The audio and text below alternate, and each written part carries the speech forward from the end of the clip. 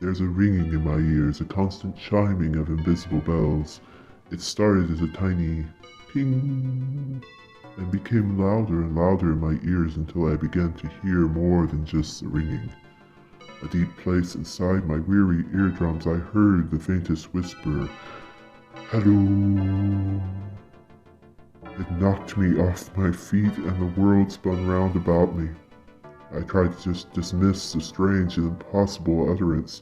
I had just heard the ringing for so long it became to me a sort of inescapable song. Of course, it was just my mind joining my cruel ears to play tricks of me in my weakened state, that's all. A shower, steam, maybe that will help. I took a long steaming shower, careful not to let any water in my sore and ringing ears. Better.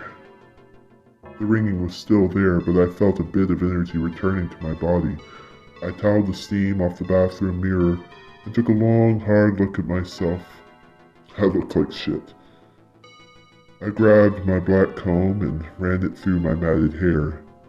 I felt a rustling in my ear as I worked through the tangled mess. A moving, a trembling in my ears. I held my hands to my ears and screamed.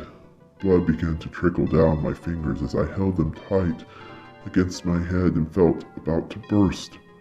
I got dressed quickly and called my doctor. I knew if anybody could put a name and an antibiotic to this affliction, it would be her. I drove through hazy eyes that seemed connected by some implausible thread.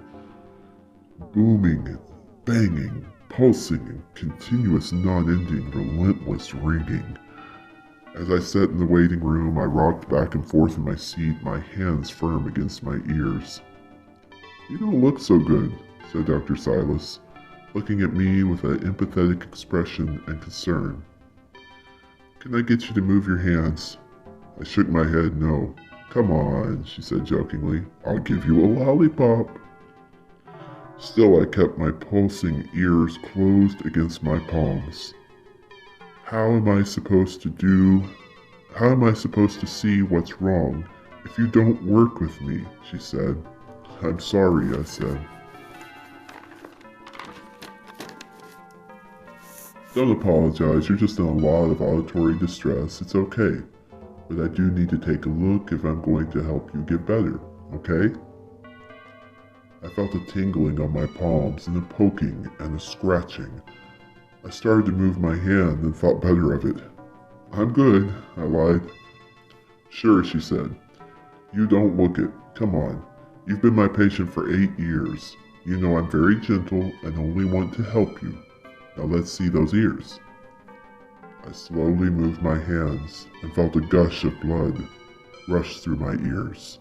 As I moved my hands, the thing that had been scratching at my palms suddenly shot out of my ears and slithering, climbing, endless limbs. Fleshy protrusions reached out of my ears like stretching clawed hands and arms, so many arms. Dr. Silas screamed as she saw the creature emerging from me. The creature reached out its lengthening arms towards the doctor, piercing its sharp claws into her throat and tossing her lifeless to the floor. I couldn't move. I couldn't scream. I couldn't help. Just as suddenly as they had shot out of me, they sucked themselves back into my ears. Oddly enough, the ringing stopped for a month or so. The police assumed Dr. Silas had been attacked by a wild animal. Sure, 8 stories up. I told them everything I'd seen and exactly what had happened. They just laughed at me. The ringing eventually came back when the creature was hungry again, and I wondered, was the creature inhabiting me, or was I inhabiting the creature? How long would this deadly duo last? Me and the unexplainable entity living deep inside my ears.